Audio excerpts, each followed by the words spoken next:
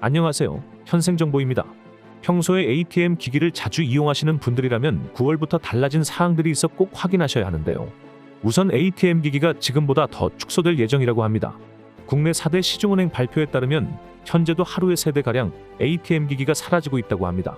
모바일이나 인터넷 뱅킹으로 은행 거래를 하는 사람들이 늘면서 연간 1,000만 원이 넘는 ATM 기기 유지 비용 대비 효율성이 떨어져 ATM이 많을수록 은행들이 손해를 보는 구조이기 때문입니다. 하지만 이제 ATM 대신 STM, 고기능 무인 자동화기기가 생긴다고 하는데요. 고기능 무인 자동화기기인 STM은 영상통화, 신분증 스캔 등 본인 인증을 거쳐 예적금 신규 가입, 카드 발급 등 창구 업무의 80% 이상 할 수 있습니다.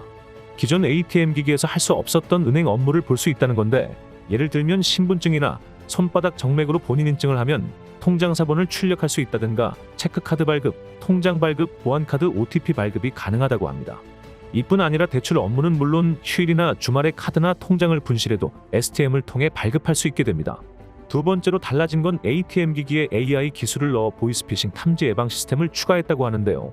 이에 따라 앞으로 ATM을 이용하실 때 각별히 주의해야 할 사항이 생겼습니다. 얼굴을 가리는 모자, 선글라스, 마스크를 착용하거나 통화를 하면서 거래를 하신다면 그 순간 거래가 일시 중단되면서 이상 거래가 감지됐다는 문구가 뜨는데, 이럴 경우 본인 확인을 추가로 더 하셔야 합니다. 그런데 만약 인증을 하지 못한다면 현금 입출금을 할 수 없게 됩니다. 현재는 신한은행, 수협은행, 국민은행 등 일부 ATM 기기에서만 이 같은 AI 기능이 작동되지만 앞으로 다른 은행들도 해당 기능을 탑재한다고 하니 낭패를 보시는 일 없도록 기억해 두시길 바랍니다. 세 번째는 입출금 문진표 작성에 관한 내용입니다. 앞으로는 1,000만 원 이상 현금을 인출할 경우 은행 책임자와 면담을 진행해야 한다고 하는데요.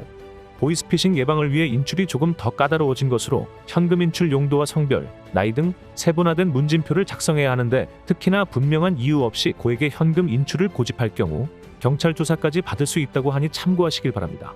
마지막 네 번째는 은행 방문 예약 서비스입니다. 최근엔 은행에서도 점심시간 동안 창구를 닫는 셧다운 제도를 시행하는 곳이 많아졌는데요.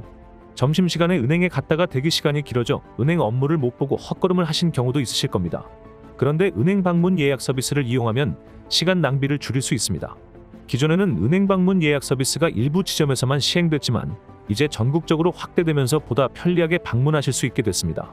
은행을 방문하기 전 스마트폰 앱이나 인터넷 또는 콜센터를 이용해 대출 상담, 입출금, 예금, 신용 상담 등 미리 업무를 예약하면 기다리지 않고 업무를 보실 수 있습니다.